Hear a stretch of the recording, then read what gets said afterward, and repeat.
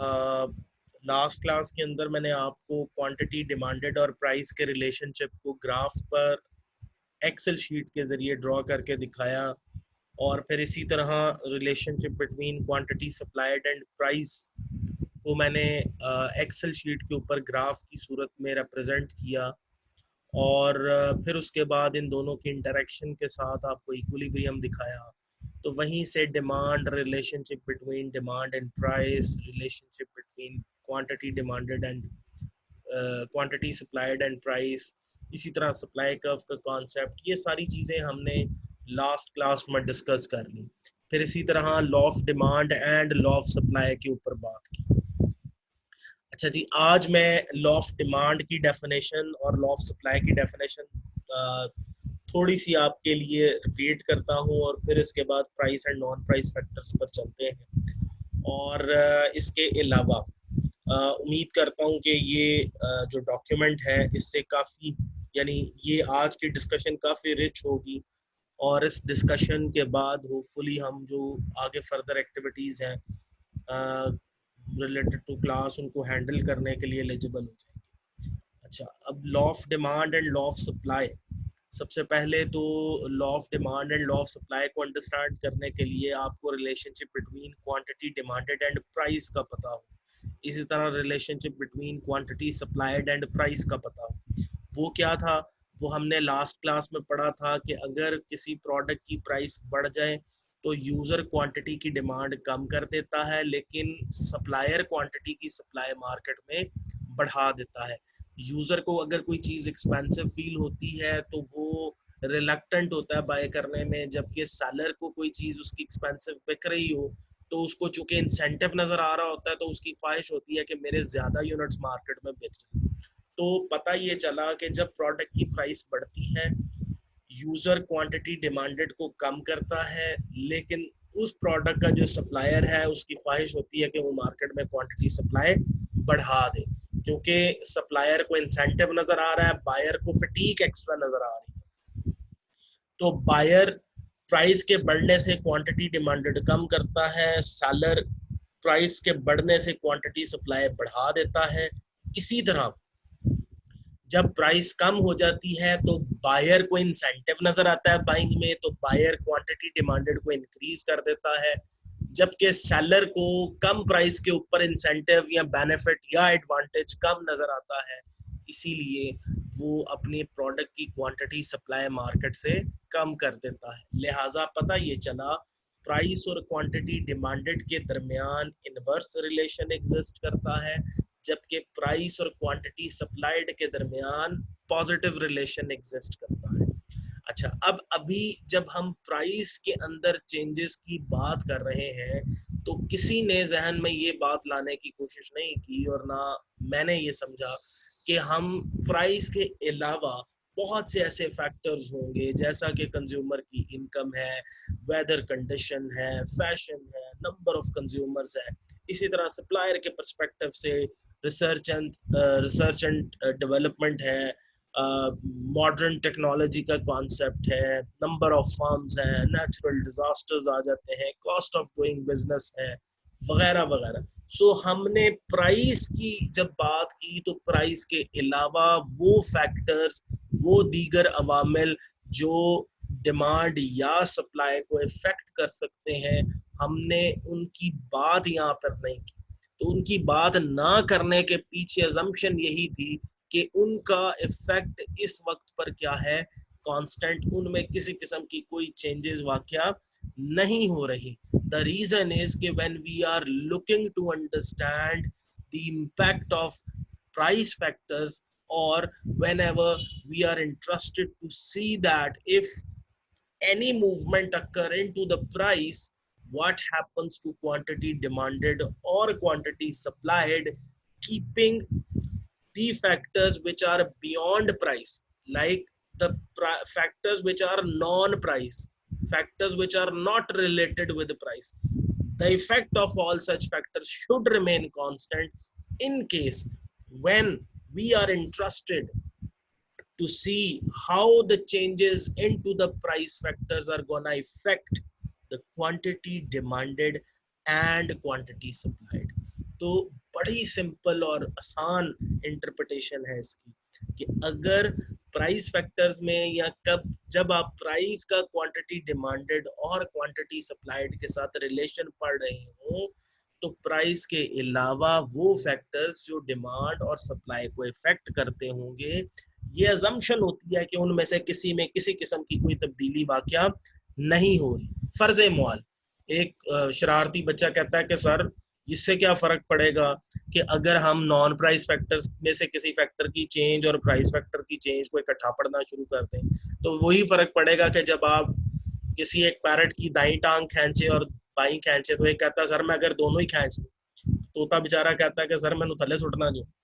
सो ये एग्जैक्टली वही है, एक वक्त में आप एक फैक्टर के अंदर आने वाली चेंजेस और इसकी वजह से क्वांटिटी डिमांडेड या सप्लाई के अंदर क्या चेंजेस एग्जिस्ट करेंगी उनको पढ़ेंगे by assuming the rule of other factors as constant. अगर आप मिक्स करके पढ़ेंगे तो केस आपके लिए इंतहाई कम्प्लेक्स हो जाएगा, आपको ये नहीं पता चल सकेगा कि किसकी बात से, जैसे अभी ये सिचुएशन हुई थोड़ी देर पहले जो हम डिस्कस कर रहे थे कि हम अब हमारी इंटेंशंस प्रॉबेबली अच्छी थी लेकिन जिस जो हर्ट हुआ उसको अब वो ये कैटेगराइज नहीं कर सकता कि मुझे कौन सी बात ने ज्यादा हर्ट किया है। ठीक है, सो अब 6-7 बंदों ने इकट्ठी बात की तो निशाने पे मैं आ गया, शायद शायद मेरी बात सबसे ज्यादा हर्ट होगी। तो बात ये है कि अब आप अगर ये 6 फैक्टर से कटे अब मलबा बेचारे एक पे गिर जाएगा हालांकि रिस्पॉन्सिबल सारे, बात समझ रहे हैं। सो इसी तरह जब आप मिक्स्ड फैक्टर्स की चेंजेस को यानी कैलकुलेट करने जाएंगे तो आपको समझ कोई नहीं आनी कि किस फैक्टर ने कितना इफेक्ट किया अगले, यानी डिमांड को कितना प्राइस फैक्टर्स में से या नॉन प्राइस फैक्टर्स में से कौन से वाले फैक्टर ने कितना इफेक्ट किया है, ये चेंजेस कैलकुलेट करना इंतहाई मुश्किल हो जाएगा। ठीक है, और इनको ऑब्जॉर्व करना अंडरस्टैंड करना मुश्किल हो जाएगा। तो इसलिए ज्यूम किया जाता है कि एक वक्त में एक ही तरफ से चेंजेस यानी प्राइस की तरफ से आने वाले इफेक्ट्स को कैप्चर कर लिया जाए, उन्हीं को समझ लिया जाए by assuming the effect of other factors as constant. हाँ, जब हम बाकी फैक्टर्स की चेंजेस को पढ़ना चाहेंगे तो उस वक्त ये ज्यूम कर लेंगे कि प्राइस के अंदर किसी किस्म की कोई तब्दीली वाकया नहीं हो रही, तो दर हकीकत उस वक्त हम प्राइस फैक्टर्स के रोल को कांस्टेंट कर देंगे।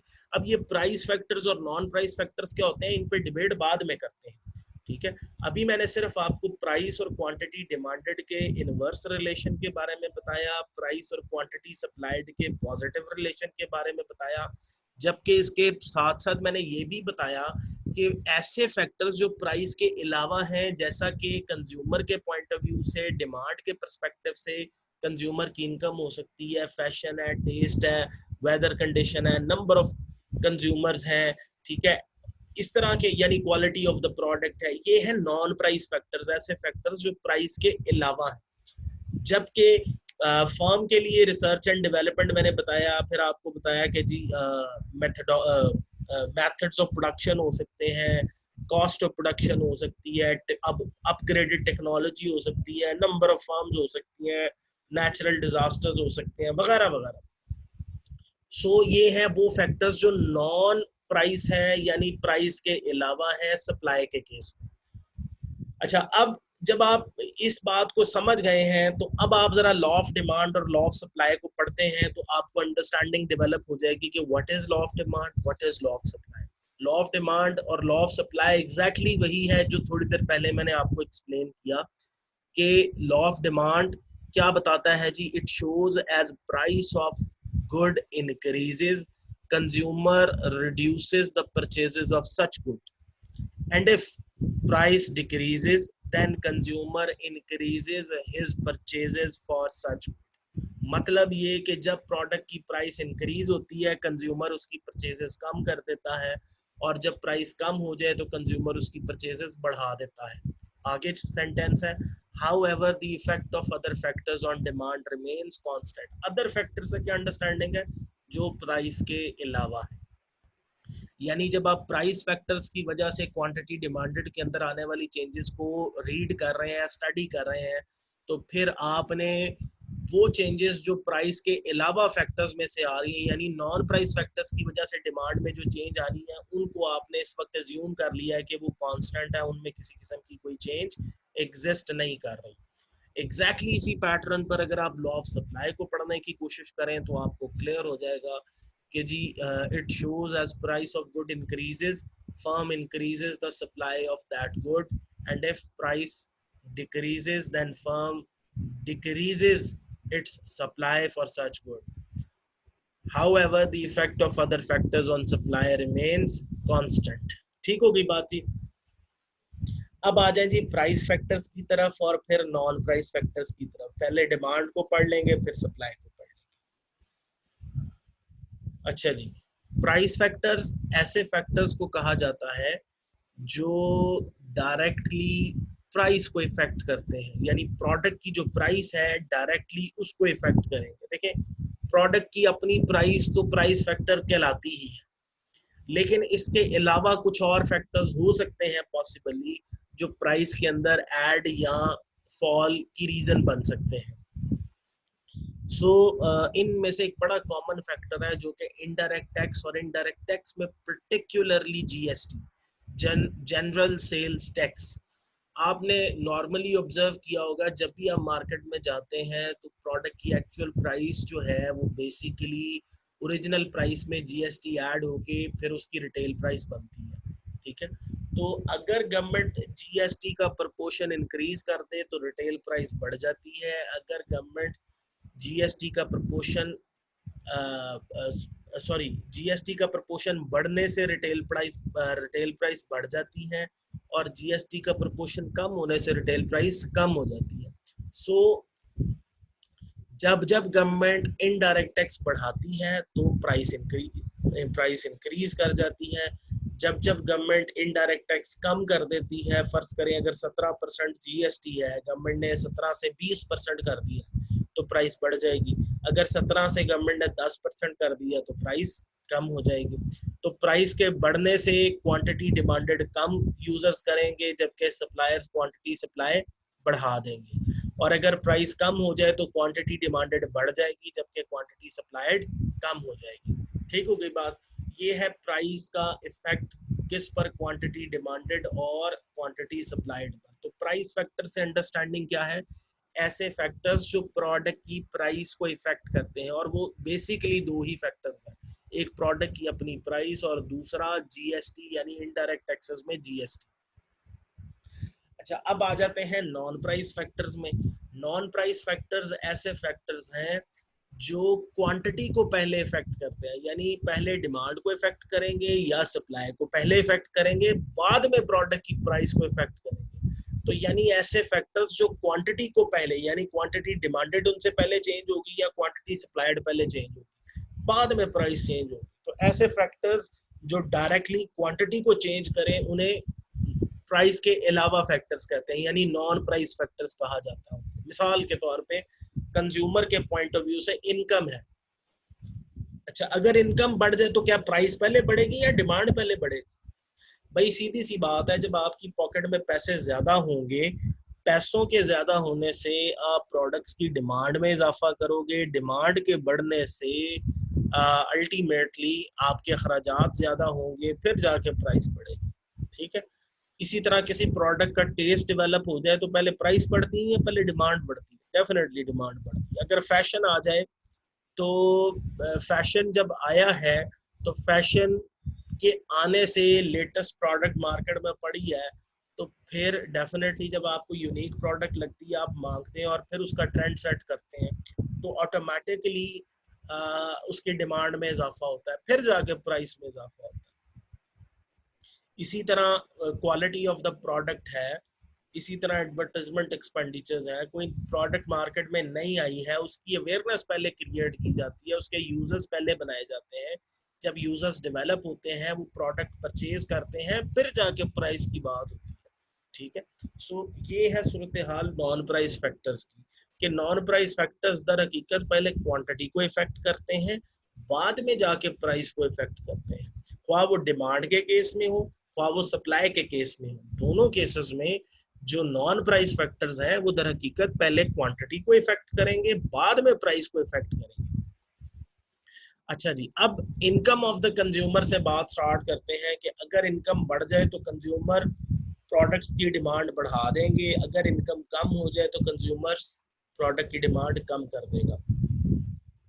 तो रिलेशन है पॉजिटिव।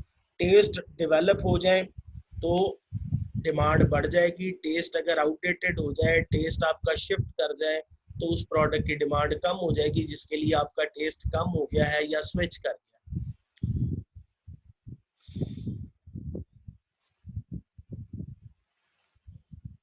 अच्छा जी, दूसरा है तीसरा है factor direct tax. Direct tax है जी, वेल्थ टैक्स है, प्रॉपर्टी टैक्स है, इनकम टैक्स है। ठीक है जी, ये है different types of direct taxes. इनमें से अगर गवर्नमेंट इनकम टैक्स इम्पोज कर दे यूजर के ऊपर तो अल्टीमेटली होगा क्या?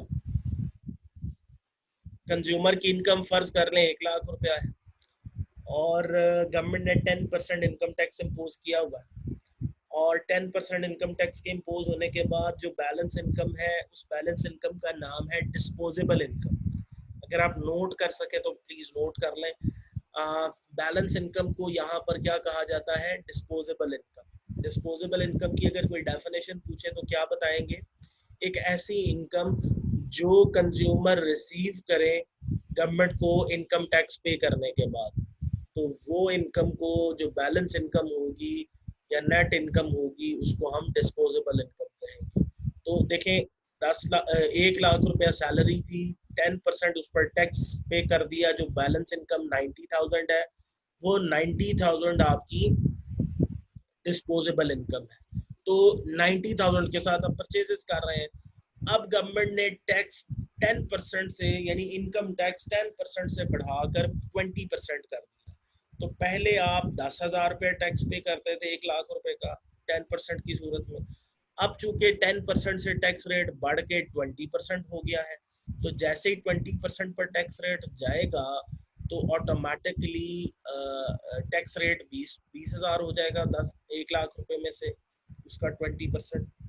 तो 1 लाख में से जब आप 20,000 सब्ट्रैक्ट कर देंगे तो बैलेंस इनकम आपके पास आ जाएगी जी 80,000। 80,000 आपके पास डिस्पोजेबल इनकम।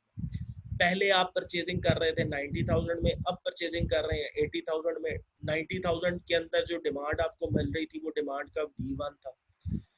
अब 80,000 में जो आपको डिमांड कर्व मिलेगा वो डिमांड कर्व होगा D2। तो D2 demand curve definitely D1 demand curve से कम होगा, जो कि इनकम I2 जो है वो 80,000 है, जो कि लेस है I1 यानी 90,000 की इनकम से। ठीक होगी बात? तो अगर गवर्नमेंट डायरेक्ट टैक्स बढ़ा देगी तो इनकम कम हो जाएगी, इनकम के कम होने से डिमांड गिर जाएगी। तो पता ये चला कि डिमांड कर्व में, सॉरी, डायरेक्ट टैक्स में अगर इंक्रीज होगा तो डिमांड गिर जाएगी, अगर डायरेक्ट टैक्स डिक्रीज हो जाएगा तो डिमांड बढ़ जाएगी। तो रिलेशन इन दोनों के दरमियान क्या हुआ जी? नेगेटिव। अच्छा, इसी तरह अगर आप expectations about changes in the future price of the product की बात करें तो इसको ऐसे कहते हैं कि अगर आपको ये पता चले कि कल पेट्रोल महंगा हो रहा है तो आप क्या करेंगे? डेफिनेटली आज गाड़ी या बाइक की टंकी फुल करवा लेंगे या ऑयल स्टोर करने की कोशिश करेंगे। यानी पता ये चला कि फ्यूचर में प्राइस बढ़ रही है तो आज डिमांड क्या कर दी आपने? बढ़ा दी। तो फ्यूचर प्राइस का, आपकी एक्सपेक्टेशंस अबाउट फ्यूचर प्राइस ये है कि फ्यूचर में प्राइस बढ़ रही है तो आप करंट टाइम में डिमांड बढ़ा दोगे। और अगर आपको ये लग रहा है कि जैसे आजकल रूमर्स घूम रही है कि पेट्रोल 40 रुपए पे आ रहा है या अराउंड इसी प्राइस के करीब आ रहा है, तो पता ये चला कि फ्यूचर में प्राइस कम हो रही है। हमारी एक्सपेक्टेशंस है कि फ्यूचर में प्राइस कम होने जा रही है। सो ऑटोमेटिकली अगर प्राइस फ्यूचर में कम हो रही है तो क्या मैं आज गाड़ी की टंकी फुल करवा लूंगा? मुझे पता है जबकि कल प्राइस कम हो रही है तो डेफिनेटली मैं आज डिमांड कम कर दूंगा। ठीक है? तो यानी फ्यूचर प्राइस का करंट डिमांड के साथ क्या रिलेशन है जी? पॉजिटिव। अगर फ्यूचर प्राइस बढ़ेगी तो करंट डिमांड बढ़ जाएगी, फ्यूचर प्राइस कम होगी तो करंट डिमांड कम हो जाएगी, पॉजिटिव रिलेशन। उसके बाद है जी प्राइस ऑफ रिलेटेड गुड, थोड़ा डिबेटेबल है, मैं अभी इस पे थोड़ी देर बाद आता हूँ, मैं पहले बाकी फैक्टर्स डिस्कस कर लूँ फिर इधर आता हूँ।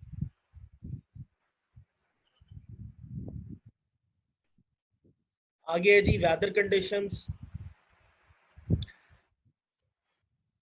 अंडरस्टूड है कि जी समर सीजन में समर रिलेटेड प्रोडक्ट्स की डिमांड में इजाफा हो जाएगा और इसी तरह विंटर सीजन में विंटर रिलेटेड प्रोडक्ट्स में इजाफा हो जाएगा। तो ये डिपेंड करता है कि वेदर किस चीज़ का है, जैसा वेदर होगा वैसी डिमांड डेवलप होगी। फैशन अगर आता है तो प्रोडक्ट की डिमांड बढ़ जाती है, फैशन अगर आउटडेटेड हो जाए तो उस तरह की प्रोडक्ट्स की डिमांड कम हो जाती है। तो फैशन का डिमांड के साथ पॉजिटिव रिलेशन।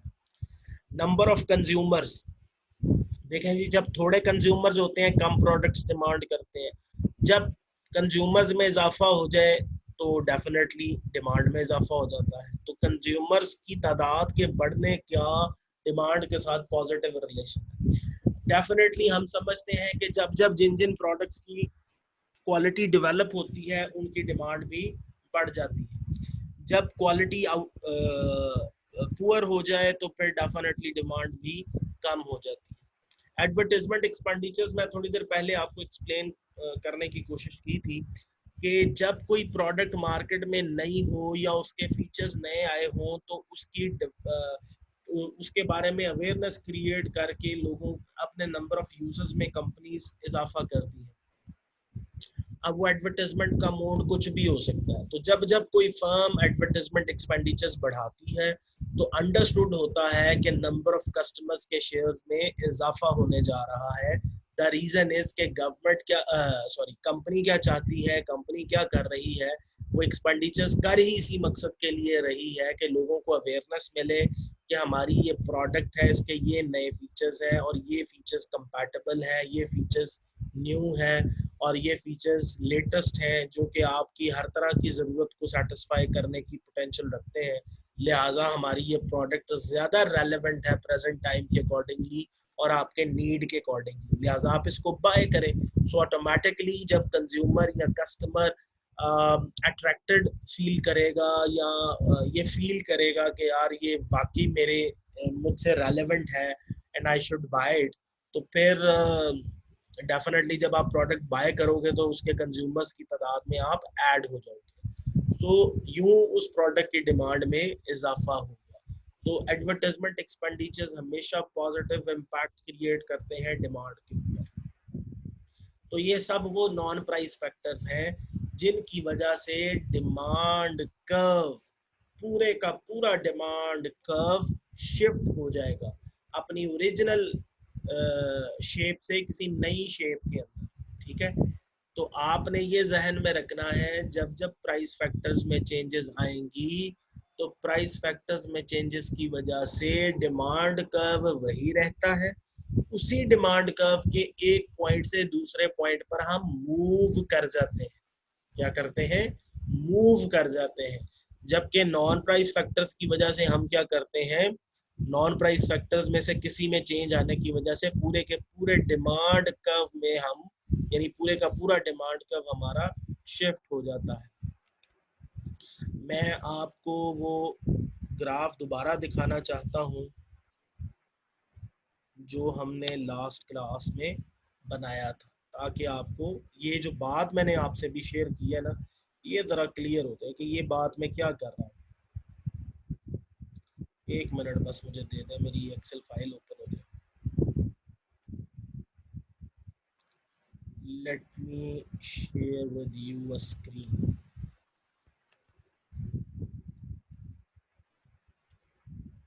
अच्छा जी, ये मैंने आपसे लास्ट क्लास में इंफॉर्मेशन डिस्कस की थी। ये है, फर्ज कर लें डिमांड, डिमांड कर्व का ग्राफ आपको विजिबल होगा। ठीक है जी, ये ग्राफ के अंदर आप देखें कि लाइन एक ही है। ये ब्लू शेडेड लाइन जो है ना डिमांड कर्व की, ये एक है, लेकिन इसके ऊपर आपको पॉइंट्स नजर आ रहे हैं 145, 240, 335, 430 एंड 525। ये लाइन आपको नजर आ रही है, लाइन एक ही है लेकिन इसके ऊपर डिफरेंट पॉइंट्स नजर आ रहे हैं। तो डिफरेंट पॉइंट्स का मतलब क्या है कि पहले अगर प्राइस 1 है तो हमारे पास पॉइंट सबसे नीचे वाला है, ठीक है जी। तो ये नीचे वाला पॉइंट है, यहाँ से अभी असल में मजीद ऐड नहीं होते इसमें।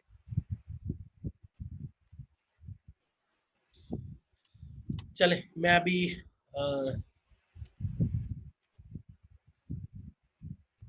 इसमें इधर से ज्यादा नहीं है।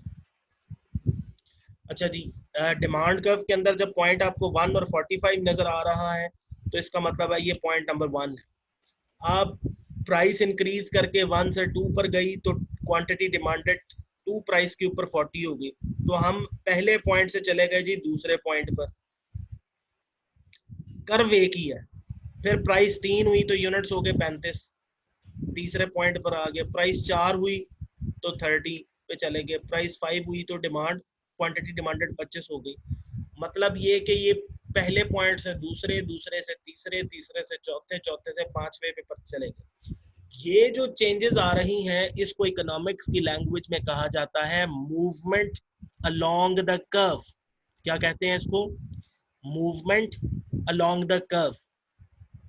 ये जो मूवमेंट अलोंग द कर्व होती है ये कब होती है? जब प्राइस फैक्टर्स में चेंजेस आती हैं। क्या आती हैं?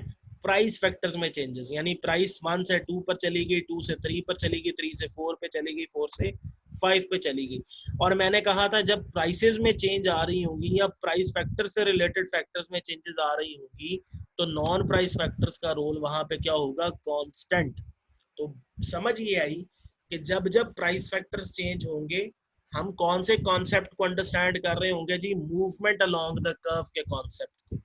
और जब नॉन प्राइस फैक्टर में से किसी फैक्टर में चेंज आएगी तो ये जो कर्व है ब्लू कलर का, ये टोटली कलर, ये कर्व जो है ये शिफ्ट होके या तो अपवर्ड साइड पे चला जाएगा या डाउनवर्ड साइड पे आ जाएगा।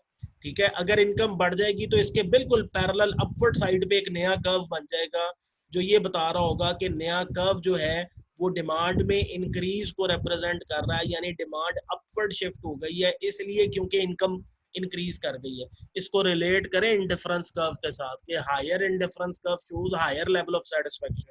वो कब होता था? जब इनकम बढ़ती थी। इनकम बढ़ती थी तो इंडिफरेंस कर्व अपवर्ड शिफ्ट हो जाता था। यहाँ पर भी सेम सिनारियो, इनकम बढ़ेगी तो ये डिमांड कर्व अपवर्ड शिफ्ट हो जाएगा, इनकम कम हो जाएगी तो डिमांड कर्व डाउनवर्ड शिफ्ट हो जाएगा।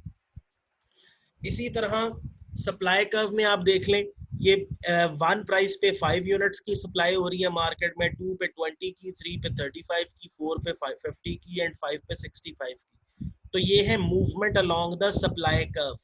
पहले पॉइंट से दूसरे पर गए, दूसरे से तीसरे पर गए, तीसरे से चौथे, चौथे से पांचवे। कर्व आपका सेम है, कर्व आपका एक ही है। एक ही कर्व के एक पॉइंट से दूसरे पॉइंट पर, फिर दूसरे से तीसरे, तीसरे से चौथे, चौथे से पांचवे, पांचवे से वापस चौथे, फिर तीसरे, फिर दूसरे, फिर पहले। ये जो अपवर्ड और डाउनवर्ड मूवमेंट है this is called movement along the curve. अब चूंकि ये सप्लाई के अलोंग है तो इसको बोलेंगे movement along the supply curve. पहले पड़ी movement along the demand curve. ये कब होती है? जब सिर्फ और सिर्फ प्रोडक्ट की प्राइस चेंज होती है या प्राइस फैक्टर्स में चेंजेस आती है। और हमारी एजम्पशन है कि जब प्राइस फैक्टर्स ने चेंज होना है तब नॉन प्राइस फैक्टर्स का रोल कांस्टेंट रहेगा। ठीक हो गई बात? तो अब ये पता चला कि अभी हम अगर प्राइस फैक्टर्स में चेंजेस की बात करेंगे तो फिर movement along the curve take place करेगी, लेकिन शर्त ये है कि उस वक्त नॉन प्राइस फैक्टर्स की चेंजेस फिक्स्ड रहें। और जब नॉन प्राइस फैक्टर्स की चेंजेस की बात करेंगे तो फिर प्राइस फिक्स्ड रहेगी, प्राइस में किसी किस्म की कोई चेंज नहीं आएगी। ठीक है, ये बात आगे चल के करेंगे अब दोबारा। अब आ जाएं जी अपने non price factors of supply की तरफ चलते हैं। Non price factors of supply में सबसे पहला फैक्टर है जी कॉस्ट ऑफ प्रोडक्शन। हम सबको पता है जब रॉ मटेरियल की प्राइसेस बढ़ जाएं तो किसी भी प्रोड्यूसर की कैपेसिटी टू प्रोड्यूस कम हो जाती है। फर्ज कर लें मैं 10 लाख रुपया लेकर गया तो 10 लाख से मुझे 1000 लेबर के यूनिट्स मिल जाते थे। ठीक है, अब अच्छा 10,000 से 1000 लेबर मिलने का मकसद क्या है जी? 1 मिनट जी, मैं अभी आपको बताता हूँ।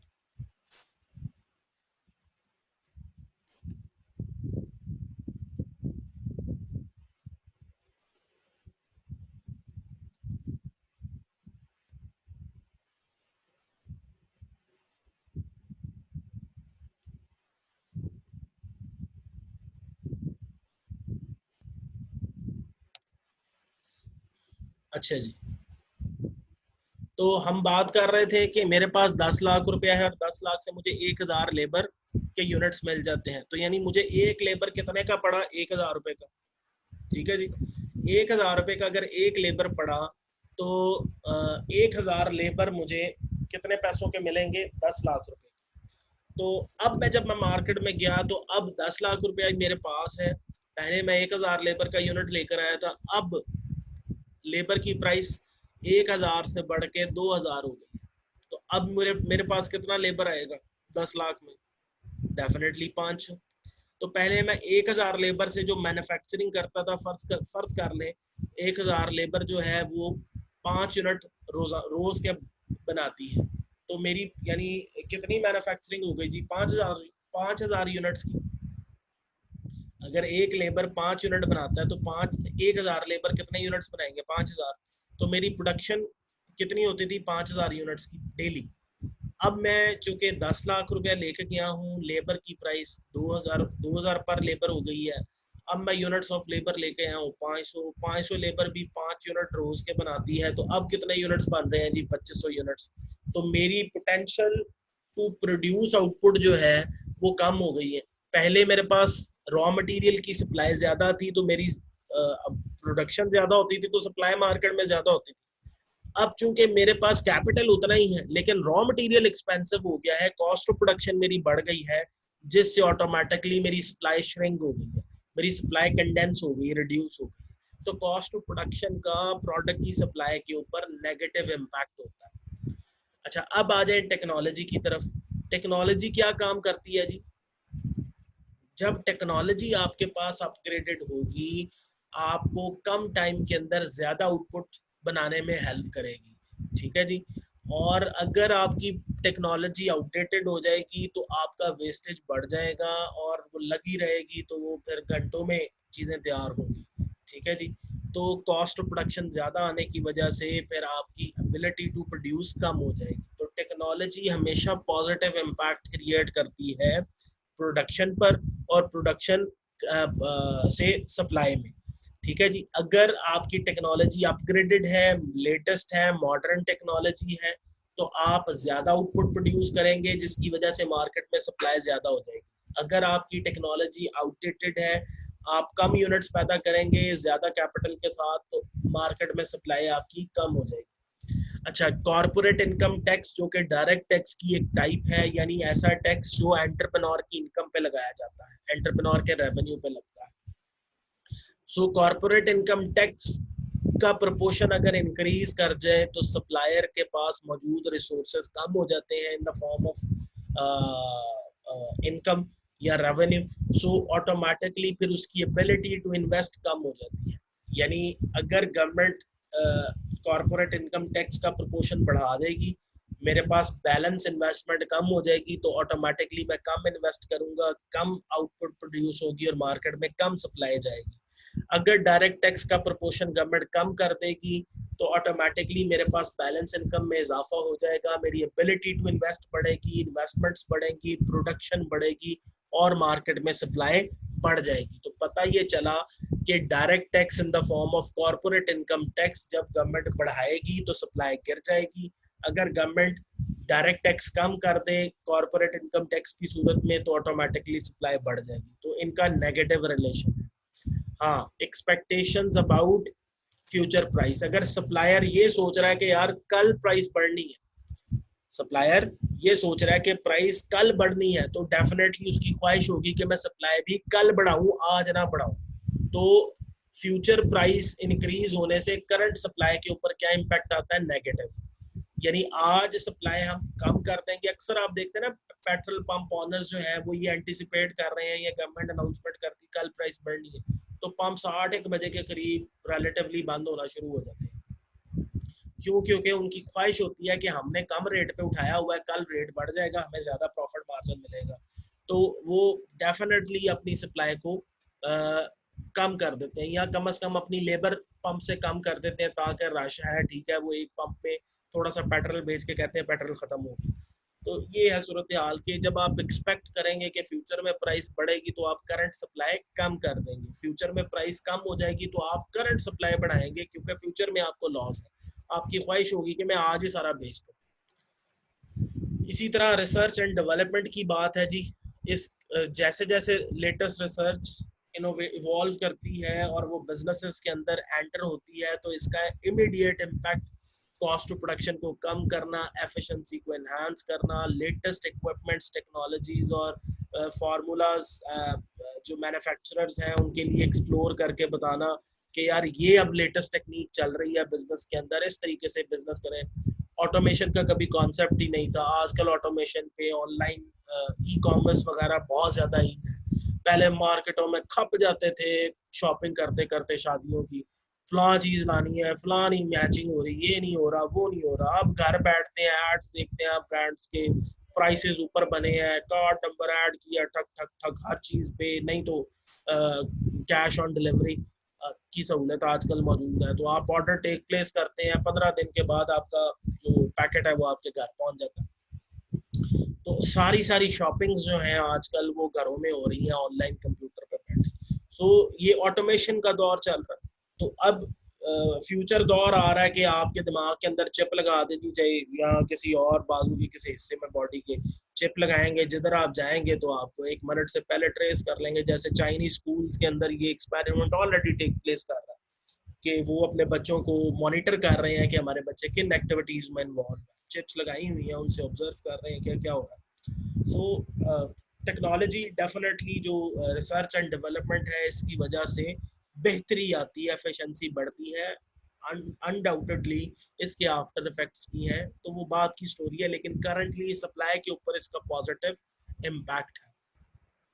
Government expenditures on health, education and infrastructure, इसकी बात है तो आप देखेंगे कि जी गवर्नमेंट अगर हेल्थ पे एक्सपेंडिचर कर रही है तो लोग हेल्दी हैं, एजुकेशन पे कर रहे हैं तो लोग एजुकेटेड है। एजुकेटेड वर्कर जब बिजनेस में आएगा तो फिर डेफिनेटली उसकी प्रोडक्टिव कैपेसिटी अच्छी होगी, एफिशिएंसी अच्छी होगी, वो काम में ज़्यादा पॉजिटिवली बिहेव करेगा। जबकि दूसरी तरफ हेल्दी वर्कर जो है डेफिनेटली बीमार कम होगा, जॉब पे रोज आएगा, एक्टिवली काम करेगा और वेस्टेज कम करेगा, ठीक है, जल्दी जल्दी काम करेगा, टाइम नहीं ज़ाया करेगा। तो दोनों का पॉजिटिव इम्पैक्ट है सप्लाई पर, क्योंकि दोनों ही अल्टीमेटली आउटपुट के अंदर इंक्रीज करेंगे। बाकी इसी तरह ही आप नीचे भी देख सकते हैं, हेल्थ हेल्थ फैसिलिटीज मैंने आपको बताई, फैशन का पॉजिटिव इम्पैक्ट है, वेदर कंडीशन डिपेंड करती है। पॉलिटिकल इंस्टेबिलिटी में क्या होता है जी, ये अगर पॉलिटिकल इंस्टेबिलिटी है तो लॉ एंड ऑर्डर वर्स हो जाता है, लॉ एंड ऑर्डर वर्स होने से इन्वेस्टमेंट्स फ्लाई कर जाती है। लॉ एंड ऑर्डर अच्छा होगा, इन्वेस्टमेंट आएगी आपके मुल्क में। लॉ एंड ऑर्डर वर्स हो जाएगा, पॉलिटिकल इंस्टेबिलिटी जब भी होगी लॉ एंड ऑर्डर वर्स होगा। लॉ एंड ऑर्डर वर्स होगा तो इन्वेस्टमेंट्स कम होंगी, सप्लाई कम हो जाएगी। लॉ एंड ऑर्डर अच्छा होगा, इन्वेस्टमेंट्स बढ़ जाएंगी, सप्लाई बढ़ जाएगी। तो पॉलिटिकल इंस्टेबिलिटी का सप्लाई पर नेगेटिव इम्पैक्ट है। नंबर ऑफ फर्म्स अगर बढ़ेंगी तो सप्लाई बढ़ जाएगी, नंबर ऑफ फर्म्स कम होगी तो सप्लाई कम हो जाएगी। नेचुरल डिजास्टर्स आएंगे तो नेचुरल डिजास्टर्स की वजह से जैसे फ्लड आ गया है तो फूड की सप्लाई कम हो जाएगी, लेकिन खैमों की सप्लाई, टेंट्स की सप्लाई बढ़ जाएगी। डिपेंड करता है, मेथड्स और टेक्निक्स ऑफ प्रोडक्शन अपडेटेड होंगे तो सप्लाई बढ़ेगी, मेथड्स और टेक्निक्स ऑफ प्रोडक्शन आउटडेटेड हो जाएंगे तो सप्लाई कम हो जाएगी। अच्छा, price of related good demand के केस में और सप्लाई के केस में रह गए, इसको इंशाल्लाह अगली क्लास के अंदर डिस्कस करेंगे। आज के लेक्चर में इतना ही। Thank you very much, have a good day, stay blessed.